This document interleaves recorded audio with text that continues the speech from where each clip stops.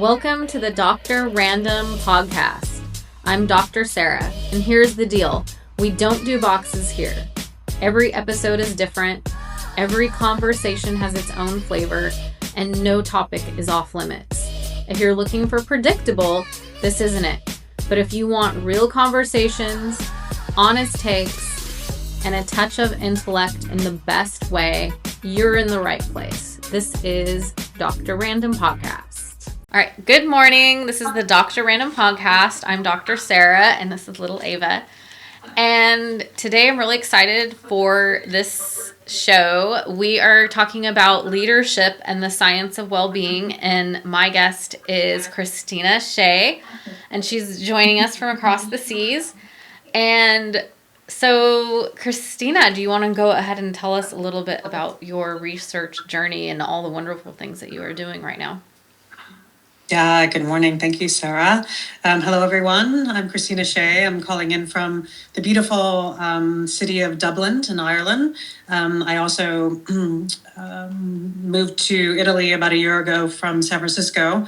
And yeah, I'm primarily interested in studying leader and leadership well-being from a cross-cultural context. So the idea that what leaders are doing to thrive and experience thriving in the workplace potentially is different across cultural contexts. So what one leader is doing in the US for addressing their well-being and the well-being of their employees might be completely different than the interventions that are experienced or the programs or the activities that are experienced from leaders that are in Italy or leaders that are in Ireland, or even that employee well-being looks different across cross-cultural contexts. And one of my other favorite research topics at the moment is AI coaching. I'm the chief business futurist at a startup company called Sherlock AI, where we've invented the first coaching native AI. And so if anybody's interested in finding out about AI coaching and the idea of using AI coaching, or if you're a coach and you're interested in exploring in a lab with us this idea of what it looks like to be side by side as a coach with an AI coach, the world is beautiful with opportunities in the future with AI and AI coaching, particularly when we think about coaching at scale. So this dream of everybody having access to ICF and evidence-based leader and leadership development, with coaching being one of those interventions. Great. That is very inspiring research. And the energy that actually matters, your research found that positively energizing leadership predicts employee well-being better than other popular leadership styles like transformational or authentic leadership.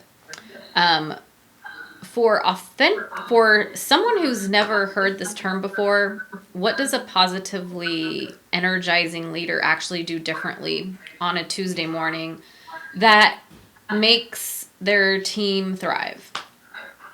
Yeah, it's such a great question. So first of all, before I begin talking about positively energizing leadership, I feel necessary to honor my mentor, Dr. Kim Cameron, who's one of the leaders one of the leading and leadership scholars in this area, who actually invented the term positively energizing leadership. Dr. Cameron is at the University of Michigan. He's one of the founding fathers of the field of positive organizational scholarship, and has done a lot of seminal research, particularly in organizations that are facing downsizing, with this idea called positive deviance. And positive deviance is the idea that in any system, in any living system, there are things that are happening that are actually inherently positive. So rather than going in and looking at an organization to fix it like it's a machine, we actually go into organizations as organic systems or organisms that potentially do have positive attributes and do have positive outcomes and do have positive things that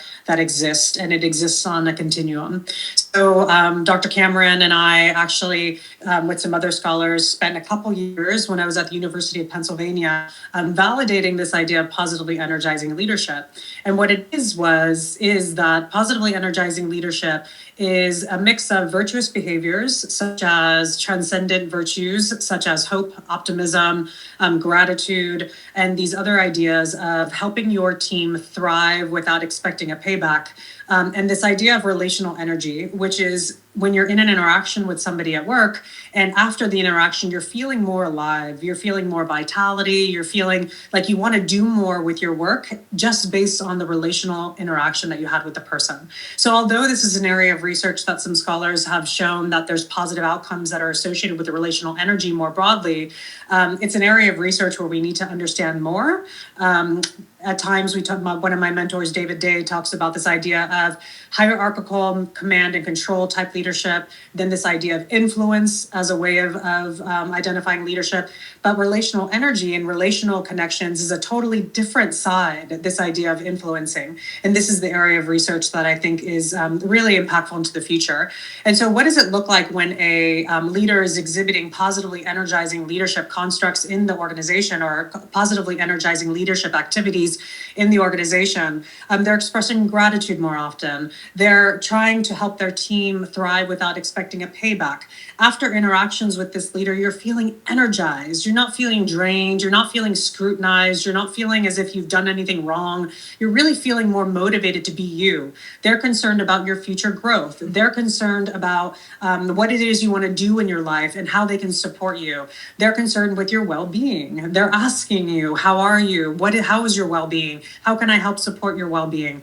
And they're creating teams that thrive, that have trust, that have psychological safety, but also they're listening empathically. They're radically listening to their followers and their leaders and the people around them, and trying to be supportive and in deep connection with one another. Okay.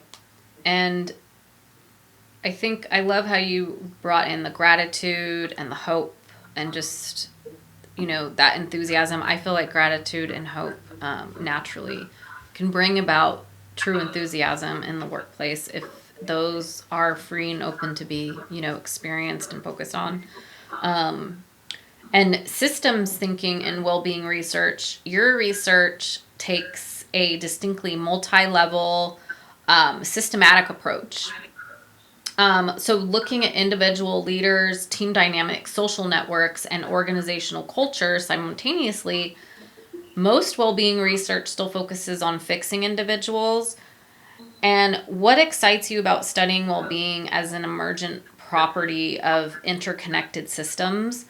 And what are you discovering about how positive energy or vitality actually flows through organizational networks that we've been missing with traditional individual-focused approaches? Yeah, it's such a great question. And so, yeah, I think, we know a lot about what happens at the individual level in well-being. We have a lot of interventions that are designed for the individual level. And we also have interventions that are designed for the team level. And so from my perspective, when it comes to this idea of studying well-being as a construct that exists in a system, I think there's things in which systematically that have to be addressed. So for example, when you're in an organization that has an environment that doesn't actually prioritize well-being. So for example, I was a director of a prison system, and the prison's innate foundations and structure of a prison has a very difficult time embedding well-being constructs. So for example, all the walls in the prisons are gray. There's no access to natural light. They're very dark. A prison, when you look at a prison, you don't instantly think of high levels of well-being. But why is it that we say or think that people within prison systems shouldn't have access to high levels of well-being? What is it that would prevent us from thinking about giving offenders access to well-being on their recovery journey, and on this idea of becoming a whole person that is thriving, that can contribute to a society and be a thriving member of society when they're released back into the community? And so from my perspective, when we think about systems thinking and well-being, it's really this idea of thinking about the transactions or the interactions that are happening. There's a method called psychometric network analysis that I'm really, really interested in, that looks at basically psychometrics as variables in an interaction in a system that potentially might actually have relationships with one another. So for example, in psychiatry and some of the psychotherapeutic or the clinical applications of psychometric network analysis, they're able to look at different components to see how they might be impacting the treatment. So your sleep and how it's impacting maybe what medication you're taking, and these different variables that are interconnected and very difficult at times to piece apart when you're trying to, diagnose somebody or give them an intervention that might have some contraindications. So when we think about it from an organizational perspective, the same application can be applied to organizations and thinking them as well-being variables intersecting one another. So for example, imagine looking at a variable such as achievement and the impact it has on relational connections in an organizational system. We can actually start pulling these things apart and understanding much more complex individually what's happening in teams, and then what's happening at the collective level over time, which is really, really interesting. So in the future, I really think that social network analysis and psychometric network analysis are going to be areas where we'll see them more commonly when we're in organizations, when we're looking at interventions in organizations, and when we're looking at things that are more effective for particular outcomes within an organizational context.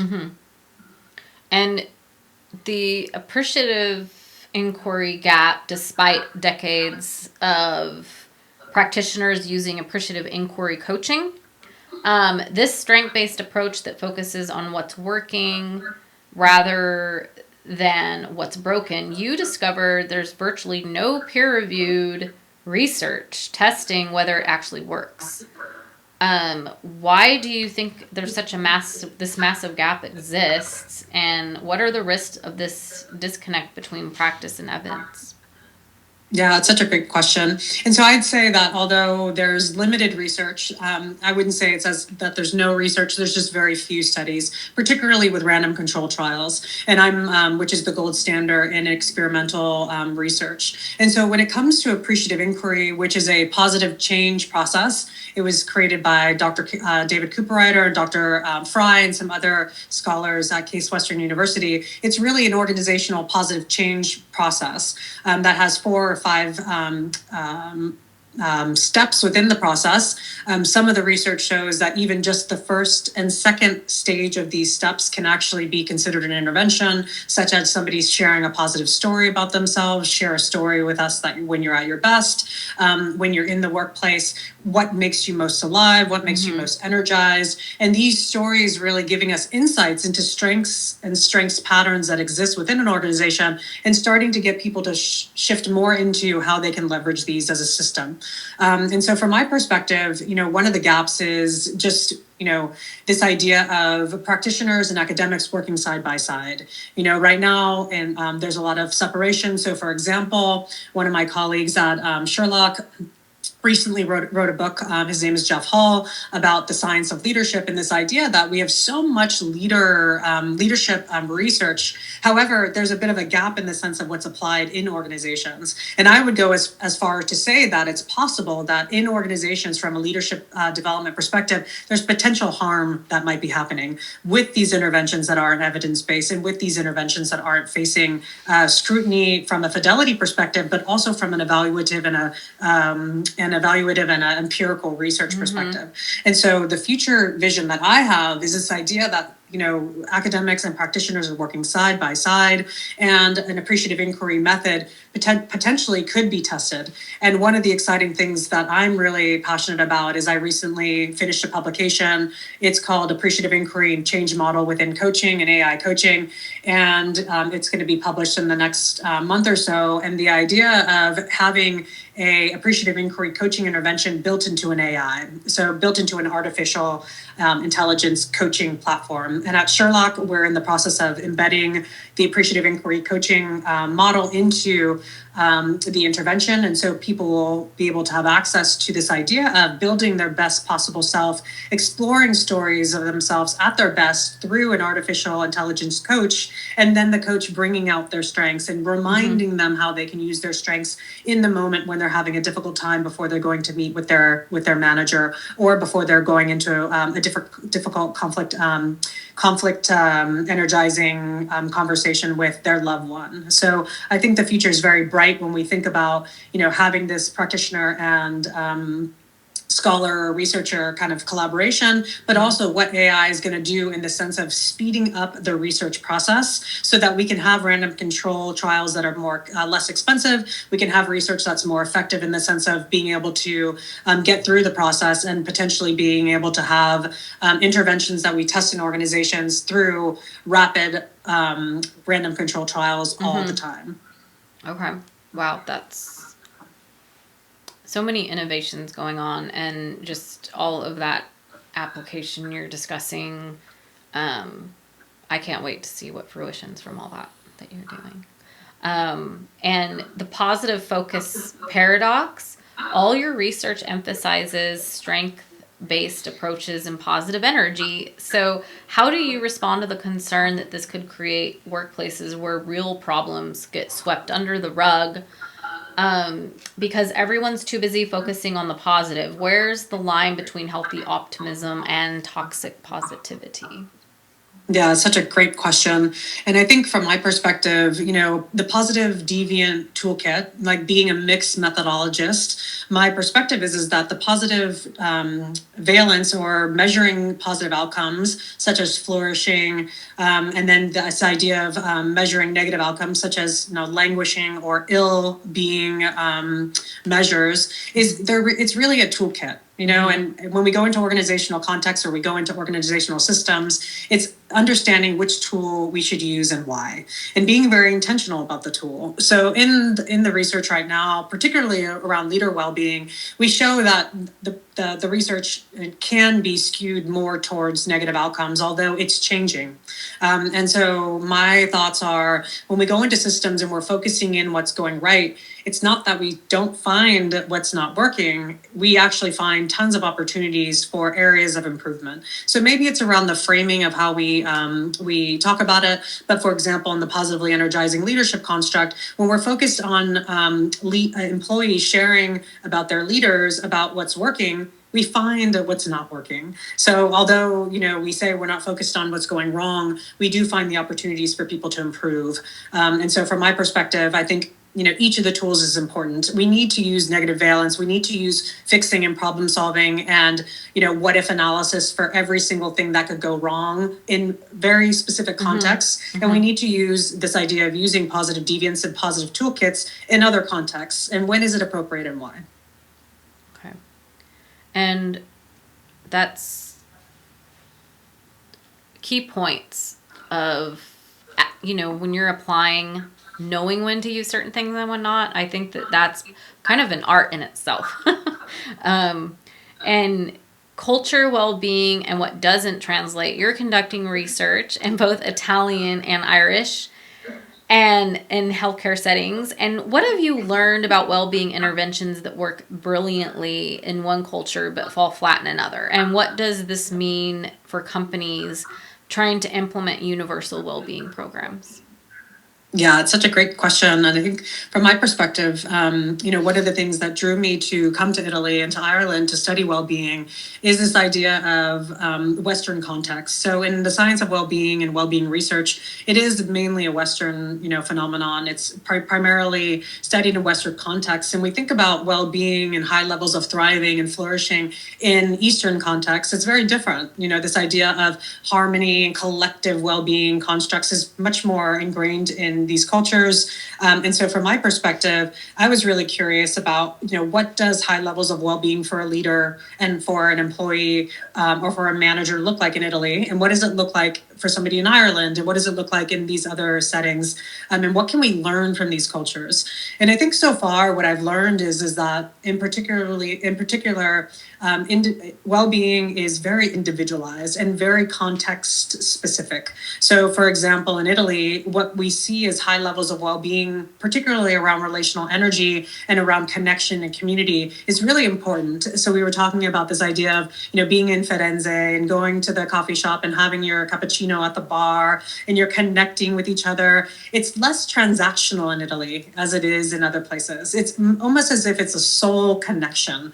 You're there, you're having these connections. For example, in Italy, when I'm in Italy and I'm meeting with my advisors, I'm meeting with my colleagues, we always eat lunch. You never skip lunch. You don't sit at your desk and eat lunch. This is not something that, at least in the circles I'm in and some of the other circles, particularly people I speak to in Italy, lunch is a sacred space. Yeah. It's a time for family. It's a time for rest. It's a time for rejuvenation. At times, it's a time for wine and kind of celebrating together. And for example, in the US, at least in the job I just came out of, I rarely had time for lunch. I was eating on the go. I was, all this. And so for me, just taking the time to slow down and see these food-based interventions, these art-based interventions, they are really cross-culturally important to take into consideration. So, for example, in Ireland, there is something around the water here. There's something around being able to go into the water and be able to have access to the water.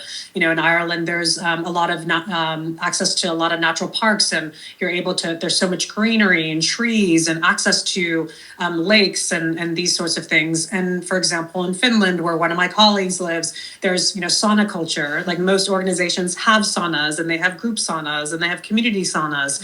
So in general, I think these rituals and these things that we do, particularly around collective well-being, really do change over time. And I think that for organizations, really starting to be intentional around, what is it that we should do, and be having a more participatory and co-created process where we're coming together, really asking and connecting with employees around how do they take care of their well-being? What does optimal well-being look like for an employee? What can a leader do to help facilitate, optimal well-being for their employees versus these top-down approaches or these, collective things that, some research says to do in these organizations? I'm thinking the opposite. I'm thinking it's much more individualized, and the future with AI is going to allow us to do more individualization of these well-being interventions. Yeah. And I'm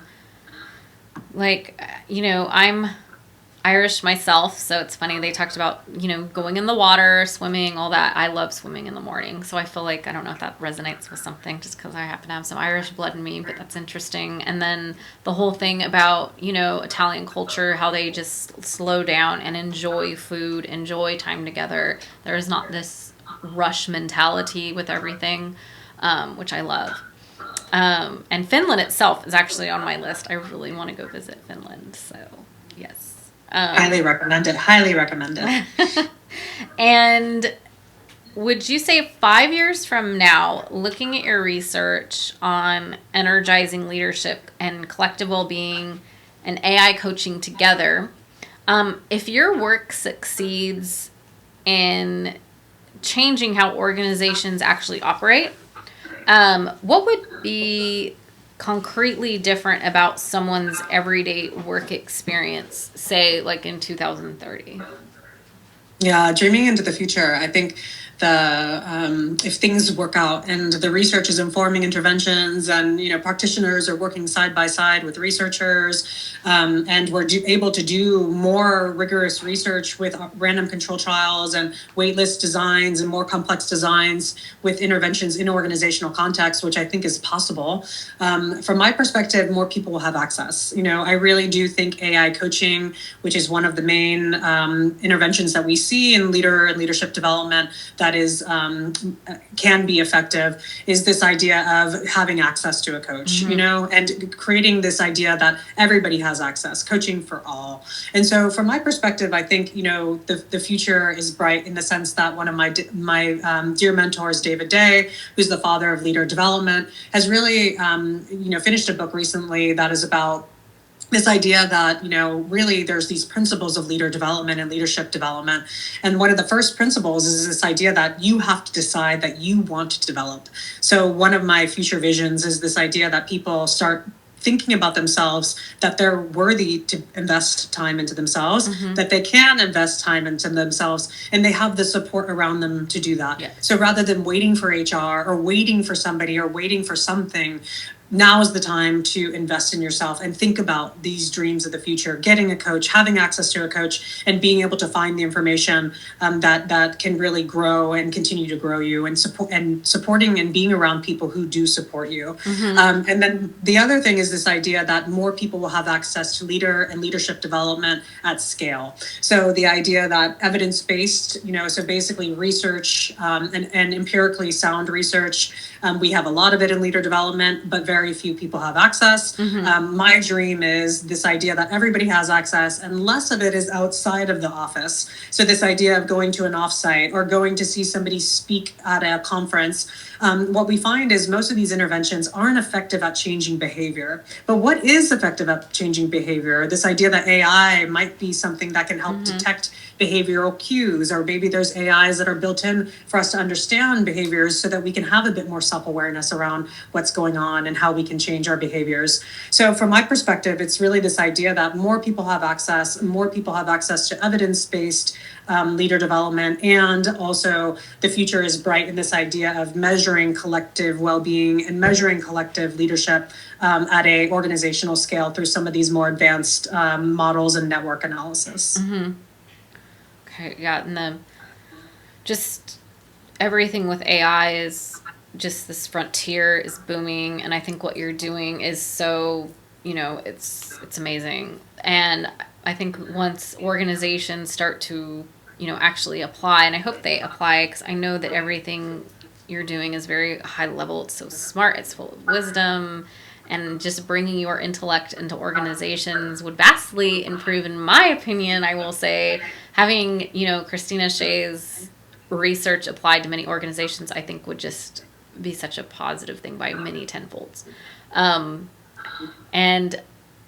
I just want to say thank you so much, Kristina, for coming on the Dr. Random podcast this morning. And I know Ava says thank you too.